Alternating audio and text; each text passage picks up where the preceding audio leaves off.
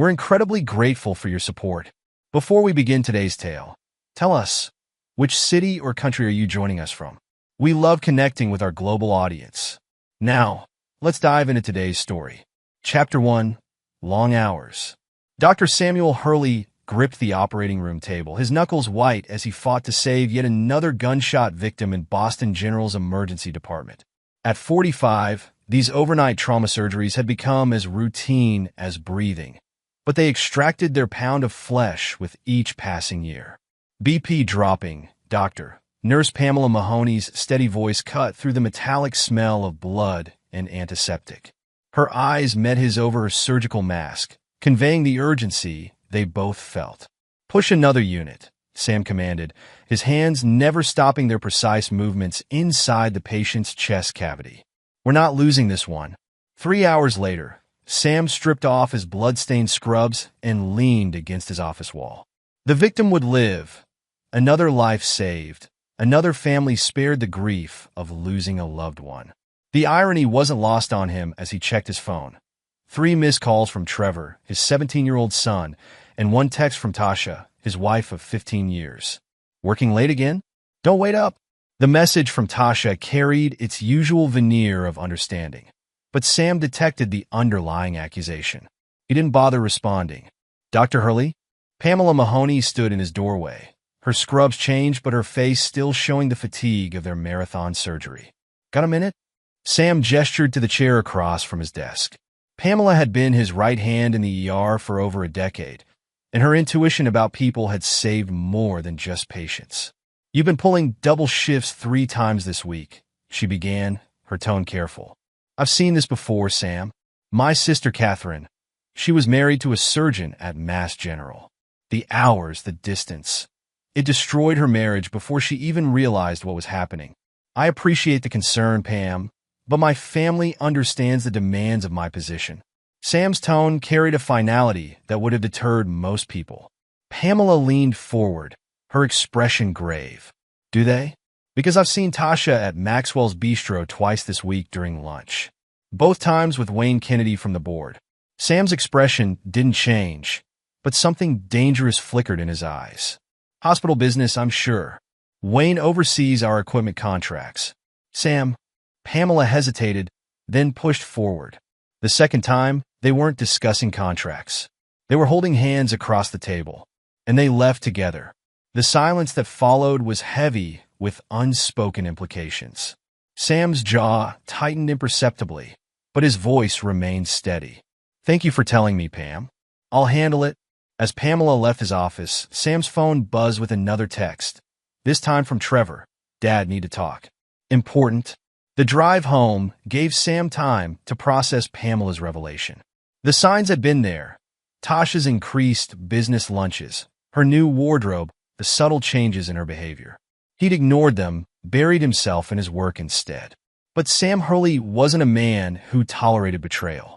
He found Trevor waiting in the kitchen, unusually subdued for a teenager who typically radiated restless energy.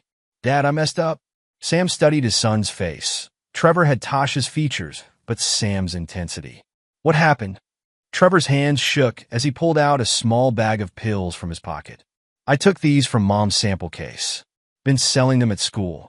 Got caught today, but the principal agreed to keep it quiet if... He swallowed hard. If we handle it internally... Sam took the bag, recognizing the prescription medications immediately. His mind raced through the implications. His son dealing drugs, Tasha's pharmaceutical samples being stolen, the school's discretion bought with their family's reputation. Does your mother know? Trevor shook his head. No, Aunt. Dad, there's more. I've seen things, heard things about Mom that... Not now. Sam cut him off, his decision already made. First, we deal with this. You're grounded indefinitely. No car, no phone except for emergencies, no computer except for schoolwork. You'll volunteer at the hospital's addiction clinic every weekend. See what happens to people who abuse these drugs. Yes, sir.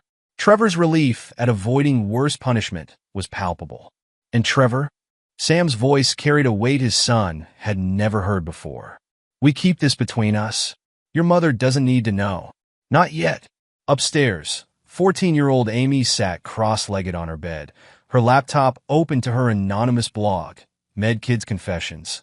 Her latest post detailed the subtle signs of a family crumbling under the pressure of medical careers, though her followers didn't know she was writing about her own life.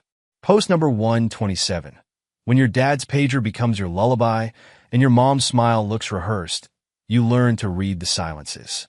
They think we don't notice the empty chairs at dinner, the separate bedrooms disguised as different schedules, the way they talk about everything except what matters. In her office at Boston General, Gary Valentine, the hospital administrator, frowned at his computer screen. The equipment contract numbers didn't add up. Wayne Kennedy's latest proposals showed irregularities that set off alarm bells from his years in healthcare management. "Sir," his assistant interrupted his analysis. "Dr. Hurley's wife is here to see board member Kennedy." Gary watched through his office window as Tasha Hurley walked past, her designer outfit and confident stride marking her as someone who knew exactly what she wanted. He'd seen that look before on other spouses who viewed the hospital's hierarchy as a ladder to be climbed. Later that night, as Sam performed another emergency surgery, Pamela Mahoney made a decision. She pulled up her sister's old emails, documenting the systematic destruction of her marriage by predators in the medical community. The parallels were too strong to ignore. "Dr. Hurley," she called out as they finished the surgery. "Remember what I said earlier? There's more you need to know. What happened to Catherine, it wasn't an isolated incident. These things, they follow a pattern." Sam's eyes met hers over his surgical mask, and Pamela saw something that made her step back. A coldness, a calculation that reminded her that beneath his professional exterior, Sam Hurley was not a man to be underestimated. "Tell me everything," he said, his voice carrying the same precision he used in surgery. "Every detail, every pattern. It's time I started paying attention to my own house." As they talked in his office, Sam's phone lit up with another text from Tasha. "Emergency meeting with clients." "Don't wait up." He read it twice, his expression unchanging, but his grip on the phone tightened until his knuckles turned white. Across town, in a private dining room at Maxwell's Bistro, Wayne Kennedy raised his glass to Tasha Hurley. "To new partnerships," he smiled, unaware that his carefully constructed world of manipulation and exploitation was about to face a surgeon's ruthless precision. Tasha clinked her glass against his, her laugh carrying the perfect note of sophisticated flirtation. "To partnerships," she agreed, not knowing that her husband had already begun gathering the threads that would unravel her carefully constructed facade. At home, Trevor stared at his computer screen, his finger hovering over the delete key. The FaceTime conversation with Benny Riley contained evidence that could destroy his family, or save it. Down the hall, Amy added another post to her blog, unknowingly documenting the calm before the storm. And in his office at Boston General, Sam Hurley began his own operation, one that would require more precision and ruthlessness than any surgery he'd ever performed. The man who had dedicated his life to saving others was about to prove that healing sometimes required cutting out the disease at its root. Chapter 2. The Truth in Pixels. The night Sam discovered the truth started like any other rare evening off, with the intention of reconnecting with his children. Instead, he found himself standing in Trevor's doorway, watching his son hastily minimize a screen on his laptop. "Everything okay?" Sam's question carried more weight than usual, his recent conversations with Pamela Mahoney having sharpened his attention to detail. Trevor's hesitation was brief but noticeable. "Yeah, just homework." The lie sat poorly on his face, much like the forced casualness in his posture. "Show me." It wasn't a request. Sam's tone carried the same authority he used in the operating room, the voice that expected and received immediate compliance. Trevor's resistance crumbled under his father's unwavering stare. He maximized the window, revealing a FaceTime conversation with Benny Riley. The chat history scrolled up the screen, each message adding another crack to Sam's carefully maintained composure. "Dad's at the hospital again. Mom's with Wayne K. third time this week." "Seriously? Same hotel?" "Yeah, the Beacon. She uses Dad's credit card. He never checks the statements." Sam's hand gripped Trevor's shoulder, his fingers pressing harder than necessary. "How long?" "Dad, How long?" Trevor swallowed hard. "I found out 3 months ago. but it's been going on longer. There's more. His fingers moved across the keyboard, pulling up saved screenshots and browser histories. The evidence was damning, not just of Tasha's infidelity, but of a larger pattern. Wayne Kennedy wasn't just having an affair with Sam's wife. He was grooming Trevor, offering him internships, mentorship, using the boy's guilt and ambition to ensure his silence. Alberto Cervantes and Ross Hooper. Sam read the names from Trevor's saved messages. Who are they? Mom's other friends? Trevor's voice cracked. They're all connected to the hospital somehow. Suppliers, administrators, board members. They help each other, cover for each other. Sam's expression remained neutral, but his eyes held a dangerous gleam. Show me everything. For the next hour, father and son pieced together a digital trail of betrayal. Trevor's browser history revealed searches for emancipation laws and offshore accounts. He'd been planning his escape, funded by blackmailing his mother's lovers. I couldn't take it anymore, Trevor admitted, his voice small. I thought if I had enough money, I could just leave, start over somewhere else. Sam's phone buzzed, a text from his old college friend, Detective Ronnie Loomis. Need to talk. It's about the Parker case. The Parker case? Trevor asked, recognizing the name. Wasn't that the doctor's wife who died in that car accident last month? Sam's jaw tightened. It wasn't an accident. Diana Parker had threatened to expose her husband's involvement in a medical supply kickback scheme. Ronnie's been investigating a series of similar incidents. The pattern emerged with horrifying clarity. Wayne Kennedy and his associates weren't just exploiting medical professionals' families. They were eliminating threats to their operation with brutal efficiency. Dad? Trevor's voice shook. What are you going to do? Sam stood, his decision already made. First, I'm going to make a call. Then, we're going to have a family meeting. It's time to clean house. In his home office, Sam dialed Ronnie Loomis's number. The detective answered on the first ring. Sam, I was just about to call you again. We need to talk about your wife. You have my attention. Diana Parker wasn't the first. We've identified 6 suspicious deaths in the past 2 years, all spouses of medical professionals who were about to expose similar schemes. All ruled accidents or suicides. Sam's free hand clenched into a fist. Wayne Kennedy's name ever come up in your investigation? A pause. How did you know? Let's just say I've had an enlightening evening with my son. We need to meet. Tonight. The usual place.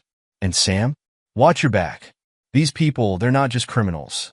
They're predators who've perfected their hunting grounds. After hanging up, Sam stood in the hallway, listening to the sounds of his house. Amy's typing from her room, the soft click of keys painting a digital picture of their family's dissolution. Trevor's pacing, the weight of secrets finally shared making his footsteps heavy. His phone buzzed again.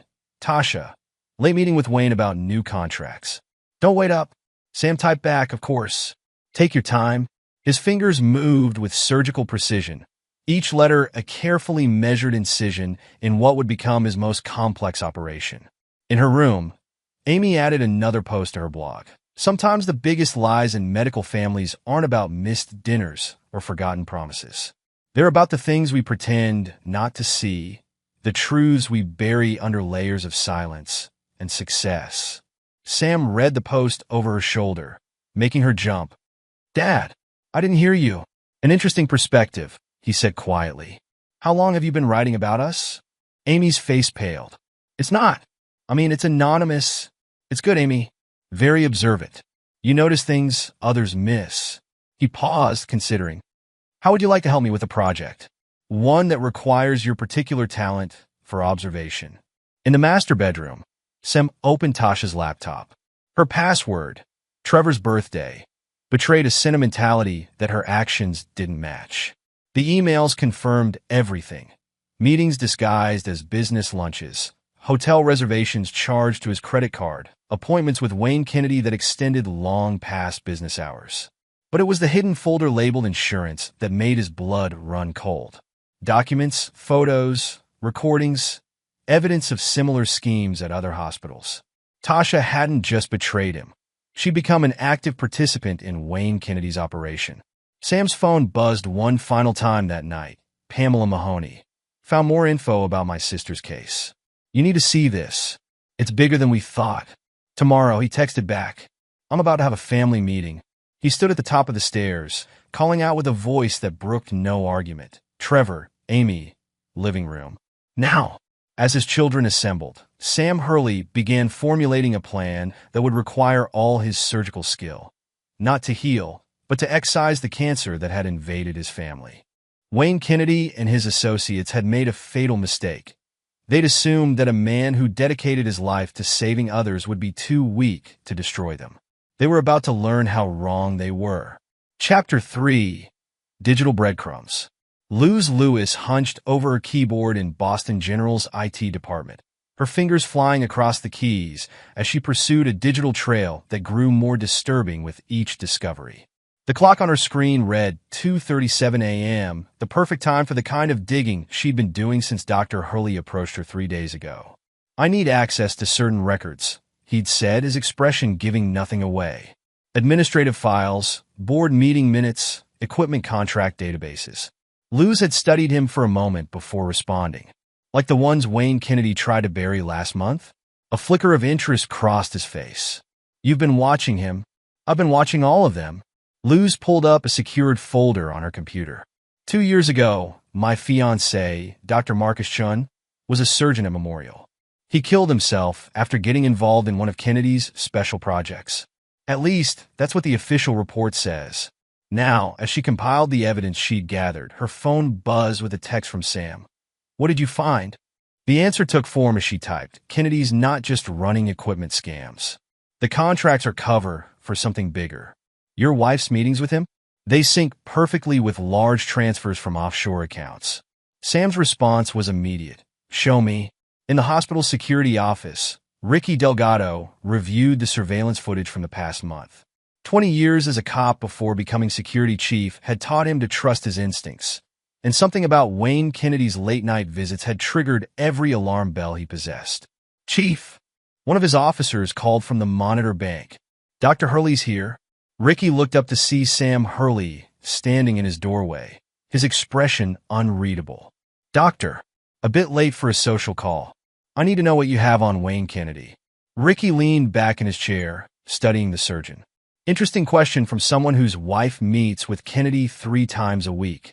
That's exactly why I'm asking. A moment of understanding passed between the two men. Ricky reached into his desk drawer and pulled out a thick file.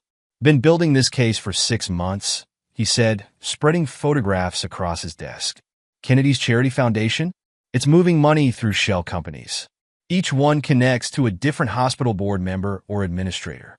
Sam studied the photos, surveillance shots of meetings, documentation of wire transfers, patterns of late-night hospital access. You've been thorough. Had to be. These people, they're careful, professional. They target hospitals because medical professionals make perfect victims. High stress, long hours, complicated family lives. Ricky's eyes met Sam's. And they're used to keeping secrets. Sam's phone vibrated. A text from his brother Ray Lynch. The former military intelligence officer had been running his own investigation since Sam's late-night call 2 days ago. Got something? Ray's message read. Meet me. Usual place. Bring your IT friend. The usual place was a 24-hour diner 3 blocks from the hospital. Ray sat in a corner booth, his laptop open, his military training evident in how he'd positioned himself to watch both entrances. Luz Lewis. Sam made the introduction as they sat down. The one I told you about? Ray nodded, turning his laptop around. Your hospital's not the first target. Found similar patterns in 5 other major medical centers. They picked their targets carefully. Successful doctors with troubled marriages, administrators with gambling debts, board members with secrets to hide. Luz leaned forward, her expertise allowing her to spot patterns in the data others might miss. These access logs, they match the timestamps from our system. Kennedy's using the same backdoor at multiple hospitals. It gets worse. Ray pulled up another file. Remember Diana Parker? Found these in her cloud storage. He showed them emails between Diana and several other doctors' spouses, all discussing similar schemes at their hospitals. She was building a case, Sam realized. That's why they killed her and made it look like an accident, Ray confirmed. These people have resources, connections. They've been doing this for years. Sam's phone buzzed again. Pamela Mahoney, emergency room. Now, you need to see this. In the ER, Pamela pulled Sam into an empty trauma room. Remember I mentioned my sister? Found her old journals. She documented everything. Names, dates, patterns. Wayne Kennedy's name shows up 3 years ago, connected to her husband's hospital. What happened to her? Official report says suicide. But she left me a letter, told me to keep these safe. Pamela handed him a USB drive. Everything she collected about the operation. She knew they were coming for her. Sam pocketed the drive, his mind already connecting the pieces. The picture emerging was darker than he'd imagined. A sophisticated network preying on medical professionals and their families, using their vulnerabilities to build an empire of corruption. His phone lit up with a text from Tasha, working late with Wayne. Important contracts to review. Sam typed back his usual response, but his fingers moved with deadly purpose. The surgeon who'd spent his life healing was preparing for a different kind of operation, one that would require excising the cancer that had infected not just his family, but the entire medical community. Ray, he called his brother. I need surveillance on the Beacon Hotel. Tonight. Already on it, Ray replied. Got 2 teams in place. You sure you want to see what they'll find? I need evidence. Concrete. Undeniable proof of everything. Luz spoke up from her laptop. I can get into the hotel security system.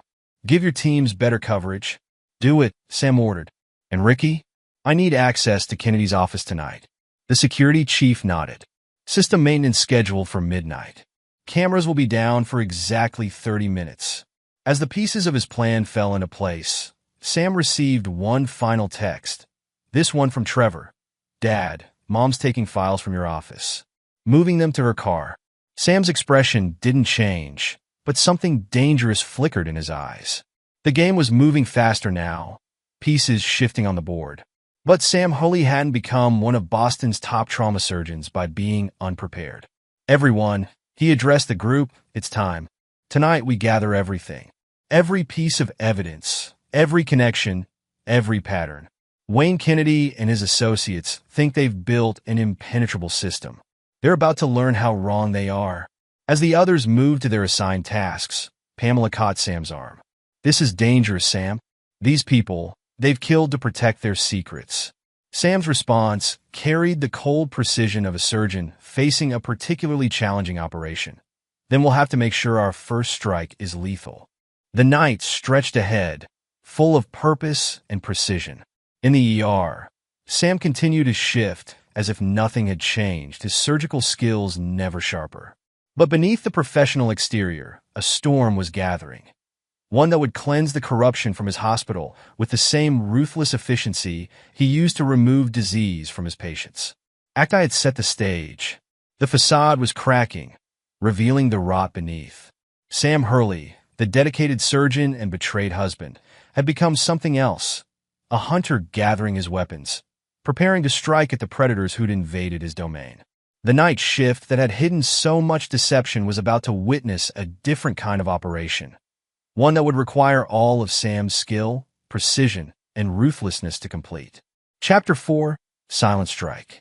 Sam Hulley sat across from Gloria Winters in her downtown law office, his expression carved from stone as she reviewed the evidence he'd gathered. This is comprehensive, Gloria said, spreading the documents across her mahogany desk. Most clients come to me with suspicions. You brought me a case.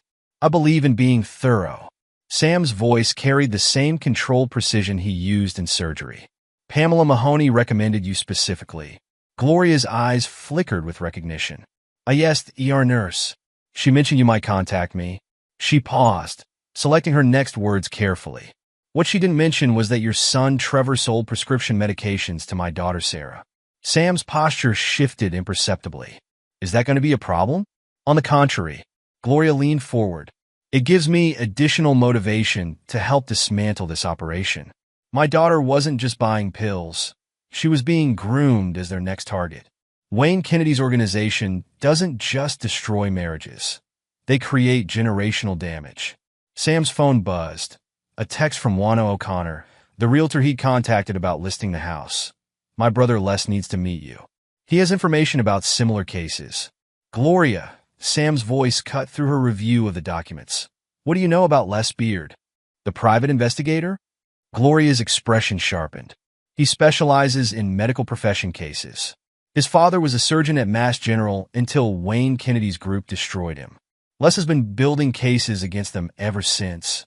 Set up a meeting. 2 hours later, Sam sat in Les Beard's cluttered office, surrounded by case files and surveillance photos. Les, a former cop with hard eyes and a prosecutor's mind for detail, laid out a pattern that spanned multiple states. They target teaching hospitals first, Les explained, pinning photos to a board. Board members like Kennedy identify vulnerable medical professionals, ones with troubled marriages, financial problems, or family issues. Then they move in. Show me their methodology. Les pulled up files on his computer. They start with the spouses. Luxury goods, attention, the promise of status. Once they're hooked, they use them to gather intelligence on other potential targets. Your wife, Tasha? She's not just Kennedy's lover. She's a scout. Sam's jaw tightened, but his voice remained steady. Continue. They create a web of complicity. Everyone's implicated. Everyone's compromised. The spouses help identify new targets. The kids get pulled in through drugs or promises of internships. And the medical professionals themselves? They're too exhausted, too focused on saving lives to see what's happening until it's too late.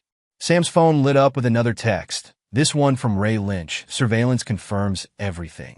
Got photos of Kennedy meeting with 3 other doctors' wives at the Beacon. Same pattern. Les. Sam's voice carried a dangerous edge.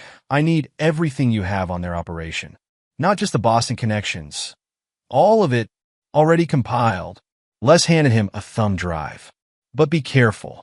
Last person who tried to expose them ended up in a car accident. I don't plan on giving them the opportunity. Back at the hospital, Sam reviewed patient charts while his mind processed the information.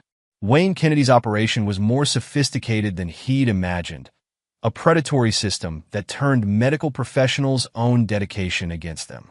His phone buzzed again. Tasha, parent-teacher conference for Trevor tomorrow. Can you make it? Sam typed back, of course. His fingers moved with precise purpose. Each letter another piece in his calculated response. In Gloria's office, the divorce papers took shape with ruthless efficiency. Each clause, each provision designed not just to end his marriage, but to create openings for the larger operation to come. They'll fight this, Gloria warned. Kennedy's lawyers are aggressive. Let them. Sam's response carried the confidence of a surgeon who'd never lost a patient. The more they fight, the more evidence they'll expose. His phone lit up with a message from Pamela. Sam, Trevor's here in the ER. Says he needs to talk to you urgently. In the hospital's empty chapel, Trevor paced like a caged animal. Dad, they're planning something. I overheard Mom on the phone with Kennedy. They're moving assets offshore, talking about contingency plans. Sam gripped his son's shoulder. Tell me everything you heard. Word for word. As Trevor recounted the conversation, Sam's expression remained neutral, but his eyes calculated each detail, each implication. The game was accelerating, pieces moving faster on the board. His phone buzzed one final time that night. Les Beard found connection to 3 more hospitals. Same pattern, same players. Ready to move when you are? Sam looked at his son, seeing not just the troubled teenager, but a key piece in the operation to come. Trevor, I need you to trust me. What's about to happen, it's going to get worse before it gets better. What are you going to do? I'm going to teach them the difference between a predator and a hunter. Sam's voice carried the same precision he used in surgery, but now it held something else. The cold calculation of a man preparing to excise a cancer that had spread far beyond his own family. The night stretched ahead, full of purpose and precision. In his office, Sam began composing emails, making calls, setting pieces in motion. The facade was cracking, revealing the rot beneath. But Sam Hurley, the dedicated surgeon and betrayed husband, had become something else, an architect of a different kind of operation, one that would require all his skill, precision, and ruthlessness to complete. Chapter 5. The Unraveling Web. Jenny Ford strode into Boston General's cafeteria with the confidence of someone who'd survived her own war. Her support group for medical professional spouses had started as therapy, but evolved into something more potent, an intelligence network that spanned 3 states. Dr. Hurley, she extended her hand, her grip firm. Your nurse friend Pamela said you needed information about Wayne Kennedy's operation. Sam gestured to the seat across from him. Tell me about your network. 28 survivors so far, all telling the same story. Kennedy's group doesn't just target individuals. They infiltrate entire medical communities. They turn hospitals into hunting grounds. Sam's phone buzzed. Trevor, Dad, Kennedy offered me an internship. Says it's a special opportunity. These opportunities, Sam looked up from his phone. They're part of the pattern? Jenny's expression hardened. They groom the children first. Internships, mentorship programs, sometimes drugs. Create leverage, then use it to ensure silence. My ex-husband didn't believe me until our daughter nearly died from an accidental overdose. Before Sam could respond, another text lit up his screen. Amy, Dad, something weird happened at school. A man asked me about my blog. Said he works with Mom's friends. Sam's fingers tightened around his phone. They're moving faster than expected. They know you're onto them, Jenny warned. This is their pattern. When someone starts asking questions, they accelerate their timeline. Start targeting family members directly. In the school parking lot, Trevor sat behind the wheel of his car, staring at the text from Wayne Kennedy. Think about your future, son. Your father's making some unfortunate choices. We can protect you. His finger hovered over the reply button when a tap on his window made him jump. Margarita Booth, the school counselor, stood there with a concerned expression. Trevor? Everything okay? He rolled down the window, forcing a smile. Yeah, just thinking about Wayne Kennedy's offer? Margarita's question made him freeze. He contacted me for a recommendation letter. Said you were being considered for a special mentorship program. Trevor's hands gripped the steering wheel. I should go. I'm late for. Trevor. Margarita's voice stopped him. Whatever they're offering, whatever they're threatening, you don't have to face it alone. His phone buzzed again. Kennedy, need your answer today. Time-sensitive opportunity. Trevor started the engine, his mind racing. He needed to warn someone. Another doctor's daughter, Kennedy, had mentioned Andrea Chun. But as he pulled out of the parking lot, he didn't notice the black SUV that pulled out behind him. In her room, Amy added another post to her blog. When medical families break, the fractures aren't always visible. Sometimes they're hidden in the spaces between words, in the offers that sound too good to be true, in the silence that follows questions nobody wants to answer. Her screen suddenly filled with comments. Not the usual supportive messages from other medical kids, but probing questions about her identity, her father, her family situation. Her phone lit up. Sam, don't respond to any messages about the blog. Delete nothing. We'll talk tonight. Across town, Cassie Myers, an investigative journalist, read through Amy's blog with growing interest. The pattern she described matched other cases she'd been tracking, medical professionals' families being systematically targeted and exploited. Her phone rang, an unlisted number. Ms. Myers? This is Dr. Samuel Hurley. We need to talk about Wayne Kennedy's organization. In the hospital hallway, Pamela intercepted Sam between surgeries. Sam, Trevor just called the ER asking for you. Sounded scared. Said something about Andrea Chun and Kennedy's offer. Sam's expression darkened. Call Ray. Tell him to track Trevor's phone. Now. His own phone buzzed. An unknown number. Dr. Hurley. Such a shame about Trevor's reckless driving. Young people today, so unpredictable. Would be tragic if anything happened. Perhaps we should discuss your recent inquiries? Sam's response was immediate. Touch my son, and everything I have on your organization goes public. I don't make threats, Kennedy. I make promises. The reply came quickly. Always the surgeon, aren't you? So precise, so controlled. But surgery requires steady hands. Hard to operate when your hands are shaking with worry about your children. Before Sam could respond, another text came through. This one from Ray. Got a location on Trevor. He's headed toward the Chin residence. And he's being followed. Sam's fingers moved across his phone with deadly purpose, setting multiple pieces in motion. First, a text to Ricky Delgado. Need immediate surveillance on Andrea Chin's house. Then to Les Beard. Kennedy made his move. Time to activate the contingency plan. Finally, to Gloria Winters. They're targeting Trevor. Execute Phase 1 now. The game had shifted, pieces moving faster than expected. But Sam Hulley hadn't become one of Boston's top trauma surgeons by being unprepared for complications. His phone buzzed one final time. Jenny Ford, support group meeting tonight. 3 new survivors came forward. They're ready to talk. Sam looked at the message, his expression unchanged, but his eyes calculating. Kennedy thought he was dealing with an exhausted surgeon, too focused on saving lives to protect his own family. He was about to learn the difference between a healer and a hunter. The night stretched ahead, full of possibilities and dangers. In his office, Sam began making calls, activating resources, setting new pieces in motion. The predators who'd turned hospitals into hunting grounds were about to discover they'd chosen the wrong prey. Chapter 6: Collateral Damage. Clint Mayo, Boston General's chaplain, sat in his office reviewing notes from his counseling sessions. 20 years of listening to medical staff's confessions had given him an uncanny ability to spot patterns, and lately, those patterns had turned disturbing. A knock at his door interrupted his thoughts. "Come in." Sam Hurley entered, closing the door behind him. "Father Mayo, we need to talk about Wayne Kennedy." Clint's expression shifted subtly. "You know I can't break confidentiality, Dr. Hurley. I'm not asking you to. I'm asking you to connect the dots you've already seen." The chaplain studied Sam for a long moment before reaching into his desk drawer. 3 months ago, Dr. Chin's wife came to me. Said her daughter Andrea was being groomed for some kind of special program.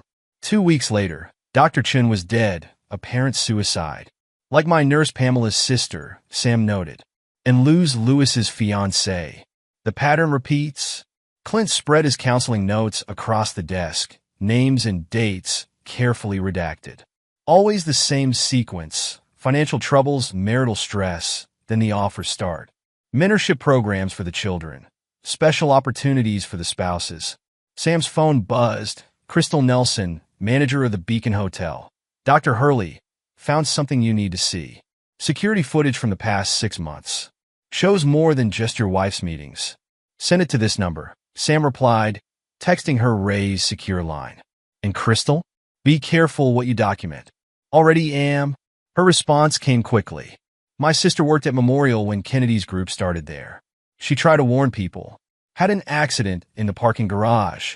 In the hotel's security office, Crystal reviewed footage that showed a pattern of meetings, not just between Kennedy and various doctors' wives, but between his associates and vulnerable staff members. Each interaction carefully orchestrated, each target precisely chosen. Her phone rang, an unknown number. "Ms. Nelson, I understand you've been reviewing certain security footage. Perhaps we should discuss your sister's accident. Tragic how slippery those garage stairs can be." Crystal's hand shook slightly, but her voice remained steady. "Everything's already been copied and distributed, Mr. Kennedy. Touch me, and it all goes public." At Riverside Academy, Margarita Booth, the school counselor, compiled her notes on Trevor and Amy Hurley. The signs had been there for months. Trevor's increasing anxiety, Amy's obsessive documentation of family dynamics through her blog. Her office phone rang. Sam Hurley's number. "Ms. Booth, I need everything you have on Wayne Kennedy's contact with the school." "Dr. Hurley, I've been expecting your call." Margarita pulled up files on her computer. Kennedy's mentorship program has targeted 6 students in the past year. All children of medical professionals. All from families showing signs of stress. Names? Trevor Hurley, Andrea Chun, Marcus Lewis, Sarah Winters. The pattern's clear once you see it. They target kids whose parents are too busy saving lives to notice the danger. Sam's voice carried a dangerous edge. "And my daughter? Has Kennedy approached her?" "Not directly, but there have been inquiries about her blog. Someone's been monitoring her posts, asking questions about her family situation." Before Sam could respond, his phone buzzed with another text, this one from Trevor. "Dad, I tried to warn Andrea. They followed me. Car won't start. I think they did something." Sam's response was immediate. Location. "Now. Old Factory District. Near the river." "Dad, I see their car." The call disconnected. Sam's fingers moved across his phone with lethal precision. First, a text array. Trevor's in trouble. Old factory district. Need immediate extraction. Then to Ricky Delgado. Kennedy's people have my son. Time to move. Finally, to Gloria Winters. Execute everything. Now, in her office, Gloria began making calls, setting legal machinery in motion that would cut through Kennedy's defenses like a scalpel through tissue. Sam's phone lit up again. Jenny Ford. Support group members spotted Kennedy's car heading toward the river. Multiple vehicles. The game had accelerated beyond its planned timeline, but Sam Hurley hadn't survived countless trauma surgeries by being unprepared for complications. His phone buzzed one final time. Wayne Kennedy himself. Your son should have taken the internship offer, Sam. Some lessons need to be learned the hard way. Sam's response was cold, precise. You mistake a surgeon's patience for weakness, Kennedy. I don't just cut out disease. I make sure it never grows back. The night stretched ahead, full of danger and possibility. In his office, Sam began activating resources, making calls, setting pieces in motion. The predators who'd turned his hospital into their hunting ground were about to learn that some prey bites back. The facade had cracked completely now, revealing not just individual betrayals, but a systemic cancer that had infected the entire medical community. But Sam Hurley wasn't just a surgeon. He was a hunter who'd been gathering his weapons, preparing to excise this disease with the same ruthless efficiency he used in the operating room. Chapter 7. The Setup. Detective Ronnie Loomis spread the evidence across his desk, each piece connecting to form a pattern of corruption that spanned 3 states. Across from him, Sam Hurley studied the documents with the same intensity he brought to complex surgeries. Your son's drug dealing. Ronnie tapped a file. Kennedy's fingerprints are over it. He didn't just know about it. He orchestrated it. Show me. Ronnie pulled up surveillance photos. Kennedy's been using medical samples as a recruitment tool. Gets the kids hooked, then offers them a way out through his mentorship program. Trevor wasn't just selling drugs. He was unknowingly part of Kennedy's distribution network. Sam's phone buzzed. Gloria Winters. RICO case is ready. Prosecutors in Massachusetts, Connecticut, and Rhode Island are on board. Just need the final pieces. The prosecutors. Sam looked up from his phone. They understand what we're dealing with. They do now. Ronnie pushed forward another file. Les Beard's investigation uncovered similar operations at 12 hospitals. Same pattern. Identify vulnerable medical professionals, exploit their families, silence anyone who threatens to expose them. In her office, Gloria Winters coordinated with prosecutors via secure video conference. The evidence is comprehensive, she explained. Financial fraud, drug distribution, blackmail, murder disguised as accidents, classic RICO case. And Dr. Hurley? The lead prosecutor asked. He understands the risks?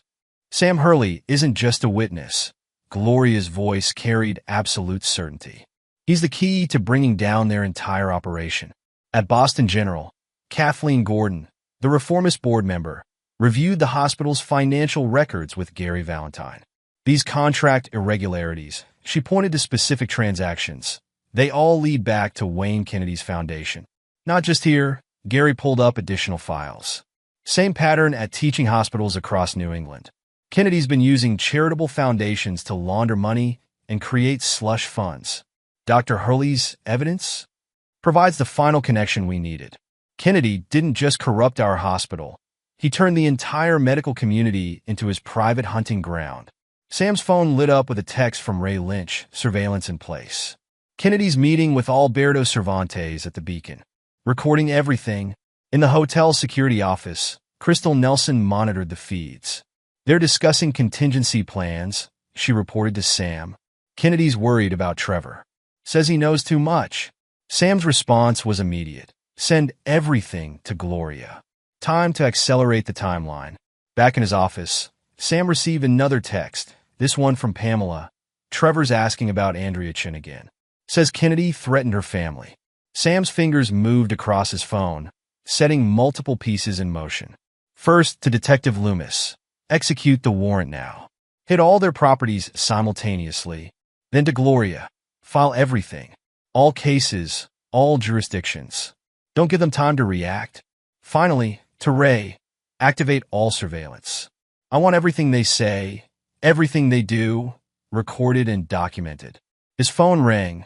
Les Beard. Sam, my sources confirm Kennedy's moving money offshore. He's preparing to run. Let him try. Sam's voice carried the cold precision of a man who'd planned for contingency. The net's already in place. In her office, Kathleen Gordon made the call that would start the avalanche. Yes, this is Gordon. Call an emergency board meeting. Now. And have security ready to escort Wayne Kennedy from the premises. Sam's phone buzzed one final time. Tasha, we need to talk. About Trevor, about everything. His response was brutally precise. No, Tasha. We don't talk anymore. We conclude. The night stretched ahead, each piece of Sam's plan moving into position. The predators who'd turned his hospital into their hunting ground were about to discover that some prey strikes back. Chapter 8. The Fall. Tasha Duke Hurley stood in front of her former home, key card rejected by the newly changed locks. Her perfectly manicured nails clicked against her phone as she dialed Wayne Kennedy's number for the third time. Wayne, things are happening. Sam's done something. I can't get into the house, my credit cards are frozen, and Trevor won't answer my calls. Calm down. Kennedy's voice carried practiced authority. Go to the beacon. I'll handle this. Inside the house, Sam watched through security cameras Ray had installed. His phone buzzed. Detective Loomis. RICO warrants executed. Teams are moving on Kennedy's properties now. In the Beacon's presidential suite, Wayne Kennedy paced as reports flooded in. His phone rang. Alberto Cervantes. They're seizing everything, Wayne. Boston PD just raided my office. They know about the offshore accounts. Shut up, Kennedy hissed. Nothing over the phone. Meet me at... A knock at his door interrupted him. Crystal Nelson stood there, flanked by federal agents. Mr. Kennedy? These officers have some questions about certain security footage. Across town, Trevor sat in a secure location with Ray Lynch, watching the operation unfold through surveillance feeds. His phone lit up with texts from Kennedy's associates. Threats, bribes, desperate attempts to maintain control. They're scared, Ray observed, his military training reading the patterns. Scared people make mistakes. Trevor's fingers gripped his phone as another message came through. This one from Andrea Chun. OMG Trevor. FBI just took my dad's laptop. What's happening? Before he could respond, Sam's contact appeared on his screen. Stay quiet. Let them panic. Everything's recorded. In Gloria Winter's office, prosecutors from 3 states coordinated their attacks via secure video conference. Kennedy's Foundation transactions. One highlighted specific documents. They match exactly with the timeline of suspicious deaths in the medical community. And the RICO charges? Rock solid. Dr. Hurley's evidence, combined with Les Beard's investigation and the support group testimonies. It's comprehensive. They're finished. Sam's phone buzzed. Jenny Ford. Support group members are coming forward.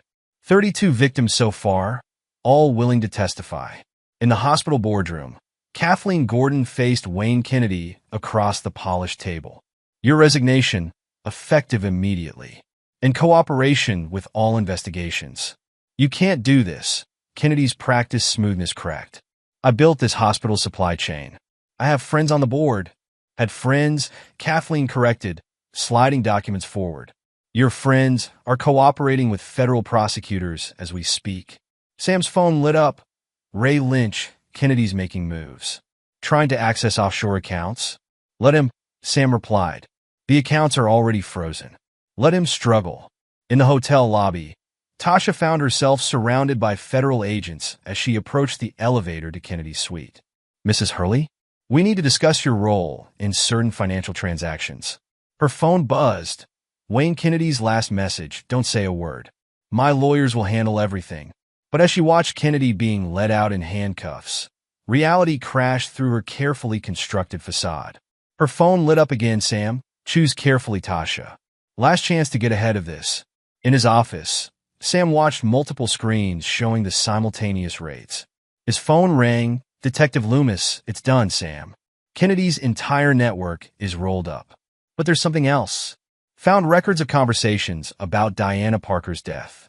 They didn't just kill her. They made examples of anyone who threatened them. Send everything to Gloria. Sam commanded. Add murder charges to the RICO case. His phone buzzed again.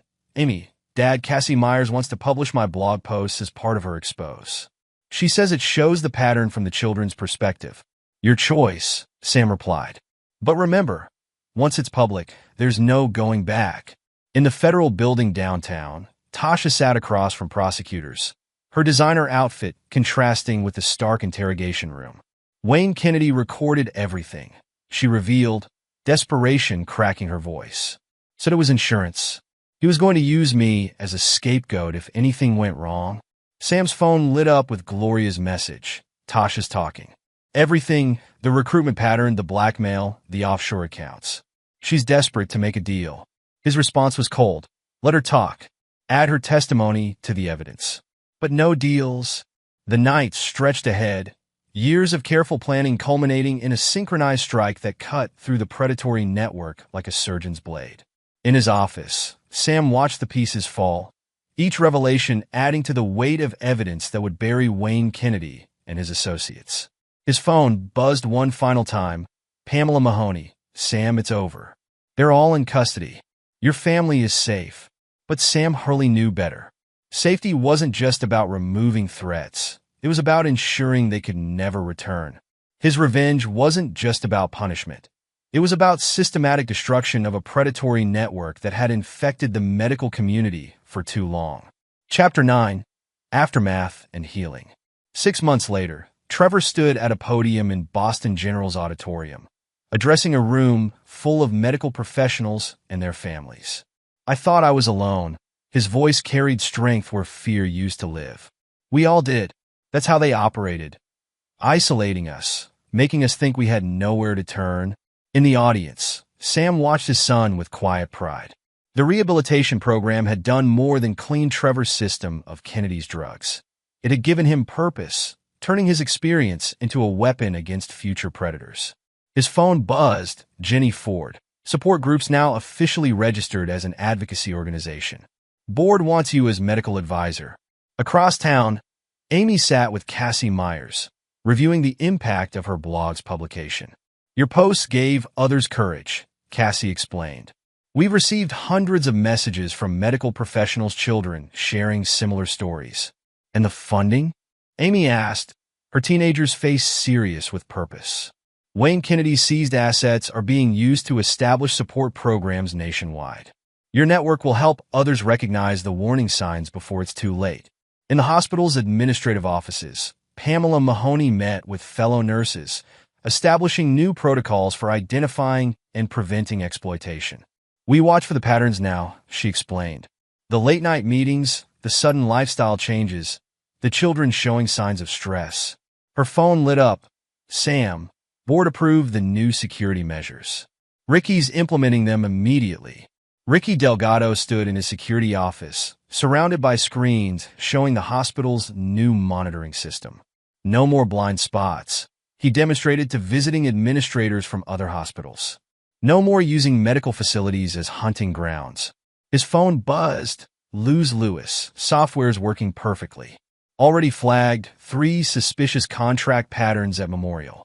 In her new office, Luz ran diagnostics on the detection program she developed. Lines of code scrolled across her screen, each algorithm designed to catch the patterns she'd learned from Kennedy's operation. The program identifies irregularities in real time, she explained to visiting IT specialists.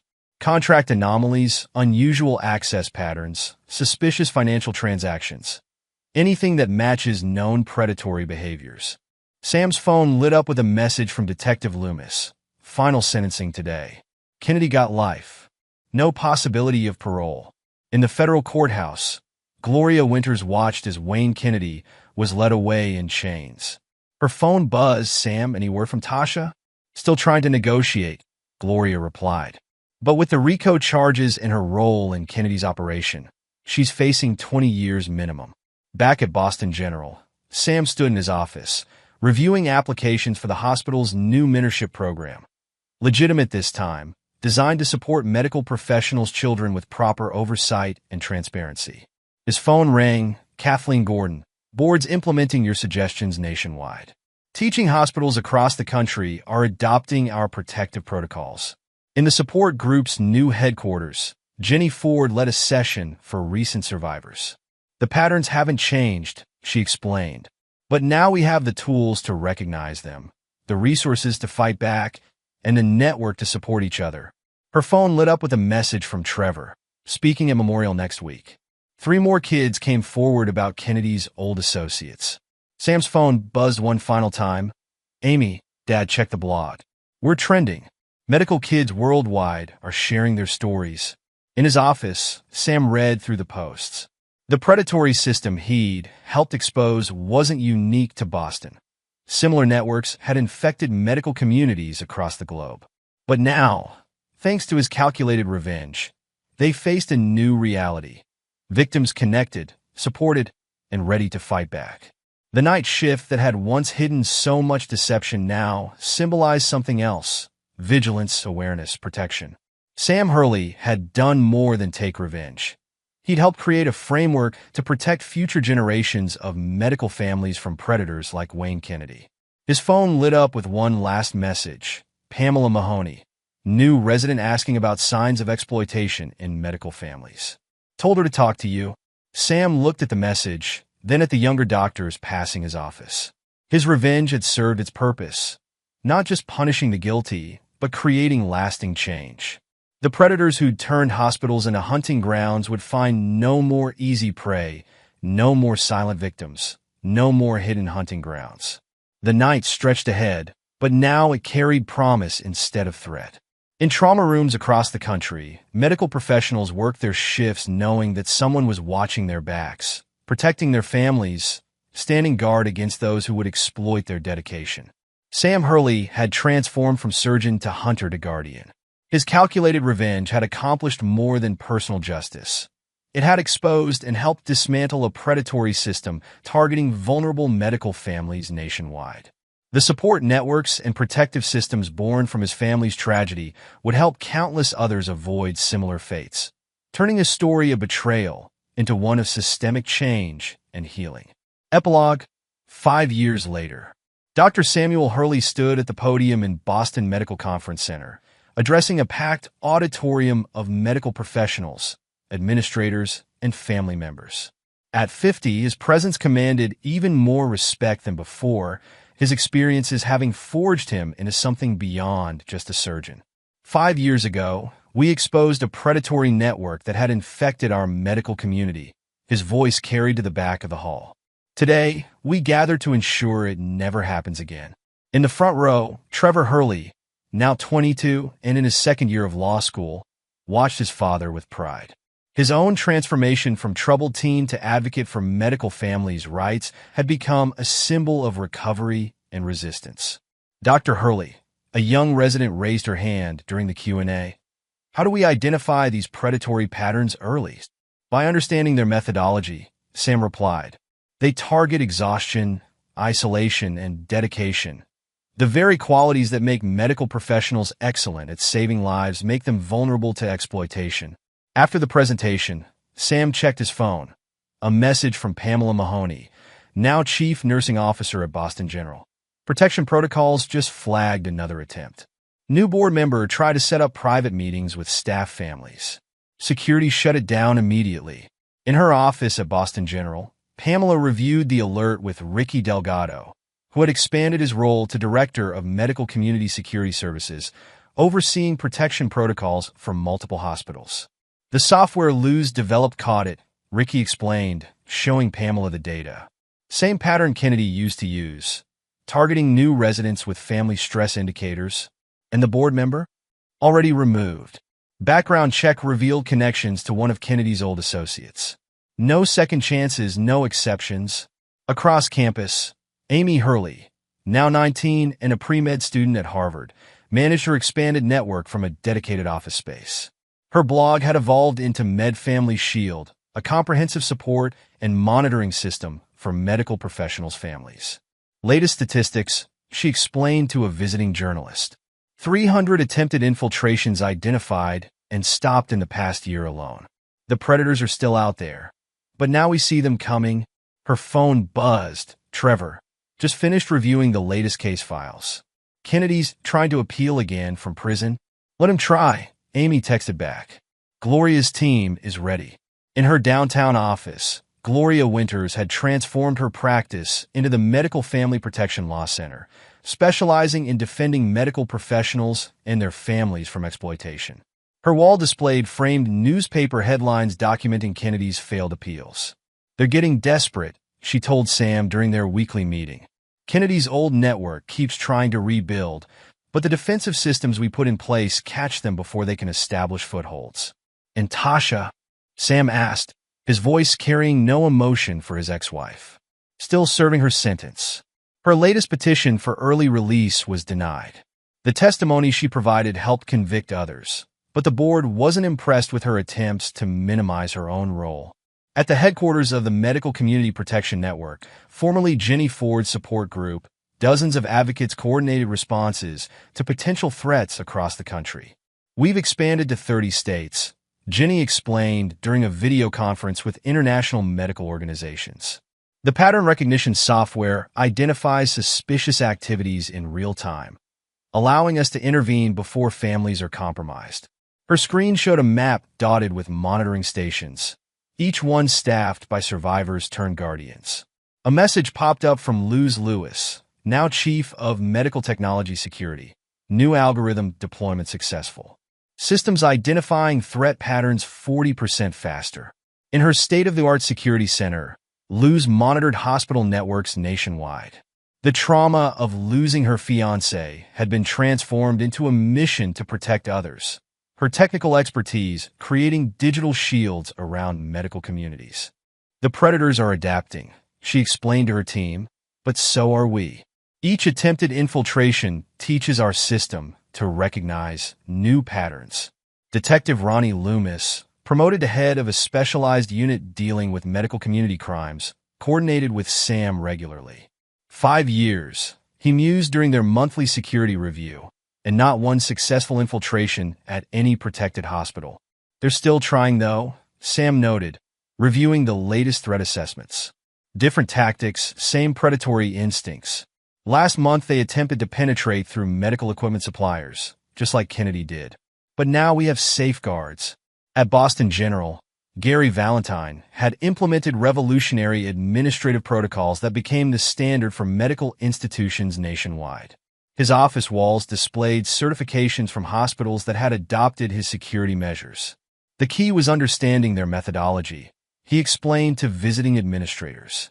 They exploited our dedication to patient care, used our long hours and stress against us. Now those same patterns trigger immediate security responses. In the hospital's IT department, Luz's team monitored real-time data flows, their screens displaying complex patterns of hospital operations. Any deviation from established protocols triggered immediate investigation.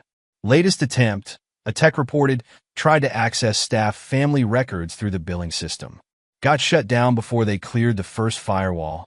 Ray Lynch, Sam's brother, had expanded his security consulting firm to specialize in medical community protection.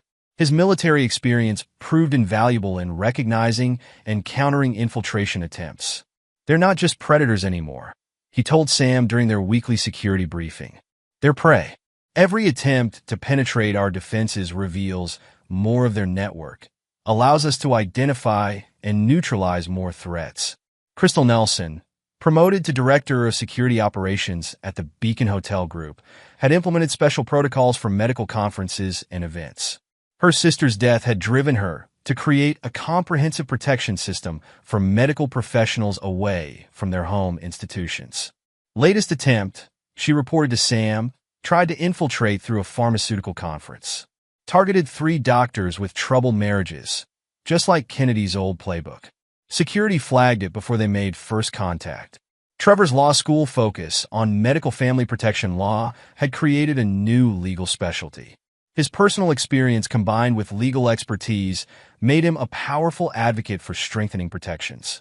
The predators aren't gone, he explained to his study group. They've just lost their hunting grounds. Each attempted infiltration strengthens our defensive network. Clint Mayo, the hospital chaplain, had developed a comprehensive counseling program specifically designed to support medical families. His office served as both sanctuary and early warning system, his experience helping him identify potential threats to family stability. "The patterns haven't changed," he told Sam during their monthly review, "but now we recognize them. The isolation, the stress, the subtle signs of exploitation, they're all red flags now." In the hospital's new resident orientation, Pamela Mahoney shared her sister's story as a warning and a promise. "What happened to Catherine will never happen again," she assured the young doctors. "We've built a protection system that turns their predatory patterns against them." Sam's phone buzzed with a message from Andrea Chun, now a medical student herself. "Dad wanted you to know, Kennedy's old associate tried recruiting at our hospital. Security protocols caught him immediately. The system works." At his desk, Sam reviewed the latest statistics. 5 years, 0 successful infiltrations, hundreds of attempts stopped, dozens of predatory networks exposed and dismantled. His revenge had evolved into something more powerful, a comprehensive defense system protecting medical families nationwide. His phone lit up with another message. "Amy, Dad, check this out.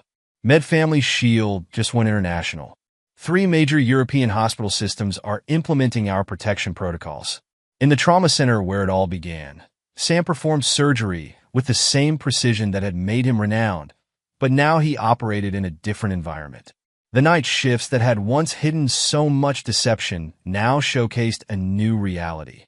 Medical professionals protected by layers of security, their families shielded by systems born from his calculated revenge. Margarita Booth, still counseling at Riverside Academy, but now heading a nationwide network of school counselors trained to recognize exploitation attempts, reported regularly to the Protection Network. "The children are our best early warning system," she explained during a training session. "They see the patterns first, just like Amy did. Now we know how to listen." Les Beard's investigation firm had expanded into a national network of specialized units focused on medical community protection. His father's destruction had sparked a mission that now safeguarded thousands. "Kennedy's playbook," he told his investigators, "became our instruction manual. Everything they used to exploit, we turned into warning signs. Everything they used to hide, we transformed into red flags." In federal prison, Wayne Kennedy's influence had evaporated. His attempts to maintain control through intermediaries repeatedly failed, each one caught by the very systems his actions had inspired. Latest appeal denied, Gloria reported to Sam. His network's assets are still being liquidated to fund protection programs. Poetic justice. The Medical Community Protection Network headquarters hummed with activity, screens displaying real-time monitoring of hospitals nationwide. Jenny Ford's vision had expanded beyond support into active defense. 5 years ago, she told new advocates, "We were isolated victims. Now we're connected guardians. The predators haven't changed their nature, but we've changed the hunting grounds." Sam's revenge had transformed into a legacy of protection, his calculated destruction of Kennedy's network providing the blueprint for defending future generations of medical families. The night shifts that had hidden predators now showcased the strength of united defenders. His phone buzzed one final time, a message from Trevor. "Dad, remember when you said some prey bites back? We did more than bite back. We changed the entire ecosystem." In his office, Sam allowed himself a moment of satisfaction. The predators who'd once turned hospitals into hunting grounds now found themselves hunted, their every move anticipated, their every pattern recognized. His ability of dismantling Kennedy's network had created something unprecedented, a medical community that was no longer prey but protector, no longer vulnerable but vigilant. The night stretched ahead, but now it carried promise instead of threat. In trauma rooms across the country, medical professionals worked their shifts knowing they were protected, their families shielded, their dedication guarded by systems born from one man's relentless pursuit of justice. Sam Hurley had transformed from surgeon to hunter to architect of a new reality. His calculated revenge had accomplished more than personal justice. It had created a lasting legacy of protection, turning a story of betrayal into a blueprint for systematic defense against those who would prey on healers and their families. As he prepared for another surgery, Sam knew that his greatest operation had been the one that transformed the entire medical community from hunting ground to fortress, from vulnerable to vigilant, from prey to protector. The night shifts that had once hidden so much deception now showcase something else. The power of calculated revenge transformed into lasting protection. And there you have it. Another story comes to an end. What did you think? I'd love to hear your thoughts in the comments below. If you enjoy this story, consider joining our community by subscribing. It means the world to us. For more stories like this one, check out the recommended videos on screen. And I'll see you there.